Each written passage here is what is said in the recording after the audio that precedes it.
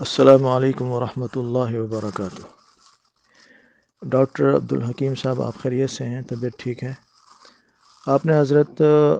فرمایا تھا کہ منتخب احادیث کے بارے میں جو تفصیل ہے وہ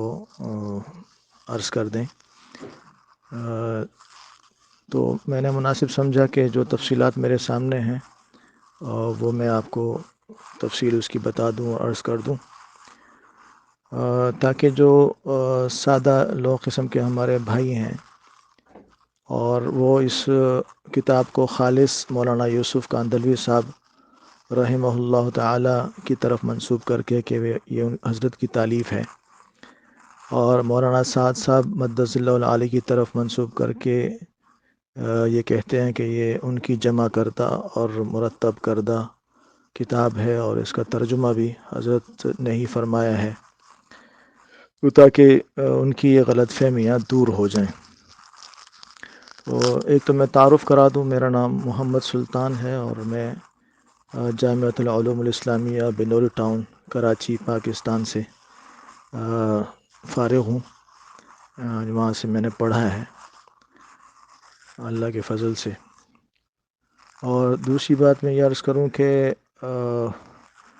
میرے قبر میں میرا جواب نہ مولانا سعد صاحب دیں گے نہ شورا والے دیں گے، میں نے خود ہی اپنا حساب دینا ہے، لہذا جو حقائق ہوں گے اور مجھے جو باتیں یاد ہیں، کیونکہ وقت کافی گزر گیا ہے اس میں،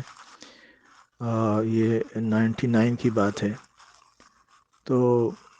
اس لیے میں جو باتیں مجھے یاد ہیں میں حلفاً وہ باتیں عرض کروں گا، اور اس میں کسی کی طرفداری نہیں کروں گا، تاکہ جو حقائق ہیں وہ سامنے آ جائیں۔ تو حضرت یہ پاکستان میں کراچی شہر کے اندر ایک علاقہ ہے گلستان جوہر، اس میں ایک مدرسہ ہے، مدرسہ عائشہ صدیقہ کے نام سے، جو بچیوں کا مدرسہ ہے، اور عربی علوم کے لحاظ سے مشہور ہے۔ ان کے بنین کے جو شاخ ہے وہ مدرسہ ابن عباس کے نام سے ہے، اور میں وہاں استاد رہا ہوں، تو اس وقت بھی میں استاد ہی تھا وہاں پر جب اس کتاب کا کام ہو رہا تھا۔ تو اس مدرسے کے ہمارے جو مدیر اعلیٰ ہیں وہ ڈاکٹر امجد علی صاحب دامت برکاتہم ہیں۔ تو وہاں پر مدرسے کے اساتذہ کرام اور کچھ دیگر علماء کی ایک جماعت بنائی گئی، اور یہ بات سامنے آئی کہ مولانا سعد صاحب دامت برکاتہم کو مولانا یوسف صاحب رحمۃ اللہ علیہ کی کچھ ایک مسودہ ملا ہے، جس میں کچھ احادیث حضرت نے جمع کی ہیں، تو اس پر کام کرنا ہے۔ تو اس کام کے لیے ایک جماعت بنائی گئی، جو ذمہ دار تھے اس جماعت کے اور جن کی نگرانی میں یہ کام سارا ہونا تھا، وہ بھائی یامین صاحب رحمۃ اللہ علیہ تھے، کراچی کے ہمارے بزرگ تھے، بہت پرانے، مولانا یوسف صاحب رحمۃ اللہ علیہ کے زمانے کے تھے، اور ابھی گزشتہ رمضان میں ہی ان کا مدینہ منورہ میں انتقال ہوا اور وہیں جنت البقیع میں مدفون ہوئے۔ تو ان کی سربراہی میں یہ جماعت بنی، جس میں مولانا بلال کلام صاحب، جو وہاں مدرسہ عائشہ کے بڑے اساتذہ میں سے ہیں، ڈاکٹر صاحب کے بعد ذمہ داریاں یہی سنبھالتے ہیں، اور ان کے ایک چھوٹے بھائی تھے مفتی عبداللہ کلام صاحب رحمۃ اللہ علیہ، جو بعد میں ایک تشکیل میں سوڈان کے اندر ایک ایکسیڈنٹ میں شہید ہو گئے تھے، اور ایک مولانا عمر فاروق صاحب وہاں کے بڑے اساتذہ میں ہیں، اور اسی طرح مولانا عمران عیسیٰ صاحب جو اس وقت جامعۃ العلوم الاسلامیہ بنوری ٹاؤن کے استاد ہیں، اور مولانا ارشاد صاحب جو رائیونڈ کی ایک شاخ کے استاد تھے اس وقت، اور مفتی عبدالباقی اخونزادہ صاحب جو اسی مدرسہ عائشہ کے استاد تھے، اور بندہ بھی، یعنی میں بھی اس جماعت کے ساتھ تھا۔ تو شاید کچھ ایک آدھ نام اور بھی کچھ علماء کے ہوں، ساتھیوں کے ہوں، مجھے یاد نہ رہے ہوں، بہرحال یہ تقریباً 7 نام تو میرے ذہن میں ہیں۔ جو مسودہ مولانا یوسف صاحب رحمۃ اللہ علیہ کی طرف منسوب کیا جاتا تھا کہ یہ حضرت کا ہوا ہے، تو وہ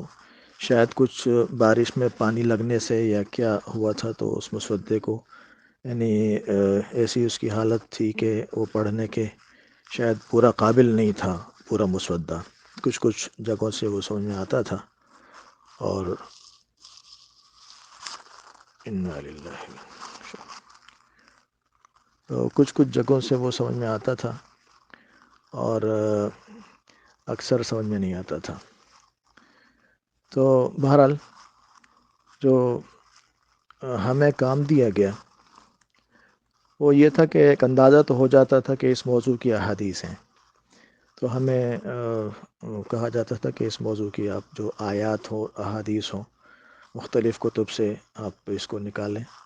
اور کوشش کریں کہ صحیح درجے کی حدیث ہو یا حسن درجے کی ہو، تو اس کی تخریج وغیرہ بھی ساری کر کے اس طرح کی احادیث جمع کریں۔ جو میں نے عرض کی کیونکہ مسودہ جو تھا وہ تو پورا پڑھنے کا اس کا مشکل تھا، حتیٰ کہ جو آخر میں پھر ایک صفحہ اس میں سے چھاپنا تھا کتاب کے ساتھ نمونے کے طور پر، تو بڑی مشکل سے ایک صفحہ ایسا اس میں سے نکالا چھانٹ کے تاکہ ذرا صاف ستھرا ہو اور وہ سمجھ میں بھی آئے، تاکہ نمونے کے طور پر کتاب میں چھاپ دیں، تو وہ آخر میں ایک صفحہ چھاپ دیا تھا۔ باقی طریقہ کار یہی تھا کہ موضوع دے دیا جاتا تھا کہ اس موضوع کی آپ جو ہے آیات اور حدیث، کچھ آیات کسی کے ذمہ لگا دی جاتی تھی، حدیث کسی ساتھی کے ذمہ لگا دی جاتی تھی، کسی موضوع کو کسی ساتھی کے ذمہ، اس طرح کر کے تو اس موضوع سے متعلقہ جو احادیث ہوتی تھیں ہم ان کو مختلف کتب سے تلاش کر کے جمع کر لیتے تھے، اور اس طرح وہ احادیث جو ہیں وہ اس کتاب کا حصہ بن جاتی تھی، اور کچھ احادیث کا مجموعہ اس طرح تیار ہو گیا۔ پھر ان احادیث کا جو اردو ترجمہ تھا وہ بھی وہیں پر ہوا، اور جو ہمارے ساتھی تھے ان میں مولانا بلال کلام صاحب جو میں نے تذکرہ کیا، اور مفتی عبداللہ کلام صاحب مرحوم، اور مولانا عمر فاروق صاحب دامت برکاتہم، یہ تینوں حضرات چونکہ بڑے اساتذہ میں تھے، تو ان حضرات کے ساتھ بھائی یامین صاحب رحمہ اللہ تعالی وہ بھی ان حضرات کے ساتھ تھے، اور یہ اردو ترجمہ ان حضرات نے کیا۔ اور ان کا طریقہ کار بھی یہی ہوتا تھا کہ چونکہ اکثر احادیث کے ترجمے تو مل جاتے ہیں اردو کے، تو ان کے اردو ترجمے مختلف کتابوں میں دیکھ کر پھر اس کو مشورہ کر کے کہ یہ ترجمہ صحیح ہے یا اس ترجمے کے لیے لی جائے، کچھ اس کے لیے لی جائے، یا کچھ ایک آدھ لفظ کی وضاحت کرنی ہے تو وضاحت کر دی جائے، تو اس طرح وہ ترجمہ ان حضرات نے اس کو مکمل کیا۔ اس طرح جب پوری کتاب مکمل ہو گئی تو پھر صرف ایک ہفتے کے لیے حضرت مولانا سعد صاحب مدظ اللہ العالی تشریف لائے تھے کراچی مدرسے میں، اور انہوں نے اس کتاب پر ایک سرسری سی نظر ڈالی اور اس کو دیکھا۔ مولانا تھے یعنی مولانا سعد صاحب دامت برکاتہم، اور بھائی یامین صاحب رحمہ اللہ بھی ان کے ساتھ پھر ہوتے تھے، تو ایک ہفتے میں انہوں نے اس کتاب پر ایک نظر ڈالی، اور اس طرح یہ کتاب تکمیل کو پہنچی۔ باقی یہ کہنا کہ یہ خالص مولانا یوسف صاحب دامت برکاتہم کی تالیف ہے یا مولانا یوسف صاحب رحمۃ اللہ علیہ کی تالیف ہے، تو یہ بات میں سمجھتا ہوں کہ غلط ہے۔ یا یہ کہنا کہ یہ مولانا سعد صاحب دامت برکاتہم کی جمع کردہ اور ترتیب کردہ کتاب ہے اور ان کا ترجمہ کیا ہوا ہے، تو یہ بات بھی میں سمجھتا ہوں کہ خیانت ہے اور حقیقت کے خلاف ہے۔ تو یہ اس کتاب کی حقیقت ہے۔ باقی جتنے علماء اس وقت جماعت میں تھے، یا بھائی یامین صاحب جو بڑے تھے، یہ سارے حضرات، یا جن کا مدرسہ تھا ڈاکٹر امجد علی صاحب وغیرہ، تو یہ سارے حضرات اس وقت شورا کے ساتھ کام کرتے ہیں اور محنت کرتے ہیں، اور ان کے ساتھ شریک ہیں محنت میں۔ تو یہ حضرت مختصر سی کارگزاری تھی، اور یہ احوال تھے اس کتاب سے متعلق۔ اگر اور کوئی بات آپ نے پوچھنی ہے تو آپ پوچھ لیجیے گا، میں انشاءاللہ عرض کر دوں گا۔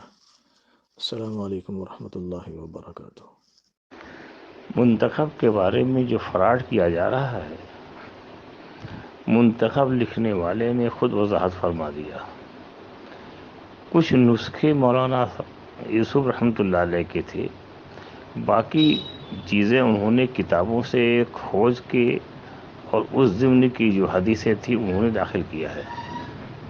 لوگ کہتے ہیں کہ مولانا یوسف صاحب کے کمرے سے نکالی گئی، اس کا ترجمہ ہوا، یہ چیز قطعی غلط ہے۔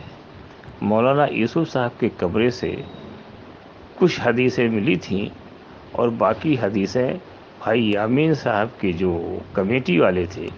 مولما تھے، جو سلطان صاحب جن کا ذکر چل رہا ہے، ان لوگوں نے اس موضوع کی حدیثیں اور کتابوں سے تلاش کر کے اس کے اندر لکھا ہے۔ یہ وضاحت دیکھ لیجئے اس آدمی کی ہے جس نے منتخب کو لکھا ہے۔ اب یہاں کیا کہا جا رہا ہے کہ مولانا سعد کاندھلوی صاحب نے مولانا یوسف صاحب کی کتابوں کا ترجمہ کیا ہے۔ یہ قطعی طور سے غلط ہے اور فرار ہے۔ یہ منتخب کراچی میں لکھی گئی، اس مدرسے کا نام سلطان صاحب بتا رہے ہیں، اس مدرسے میں بھائی یامین صاحب کے سربراہی میں علماء کی ایک جماعت تھی، اس جماعت نے لکھا ہے۔ اور مولانا سعد کاندھلوی صاحب کا جو اوپر نام لکھا گیا ہے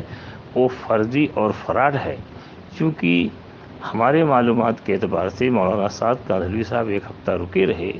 بات آئی لکھنے کے لیے، اس کمیٹی کا نام آ رہا تھا کہ اس کی ترجمانی اور تالیف اس کمیٹی والوں نے کیا ہے، تو مولانا سعد صاحب نے زبردستی اپنا نام لکھایا ہے۔ یہ منتخب کے ساتھ فراڈ ہے۔ منتخب پاکستان کی علماء کی ایک جماعت لکھی گئی ہے، اس جماعت کے ایک ممبر نے ان ساری حقیقت کو بیان کر دیا ہے۔ کیا ان لوگوں کا فراڈ شروع ہی سے چل رہا ہے؟ اور منتخب کو پڑھنے کا ابھی تک کہیں مشورہ، کسی مشورے میں یہ طے نہیں ہوا کہ منتخب پڑھی جائے۔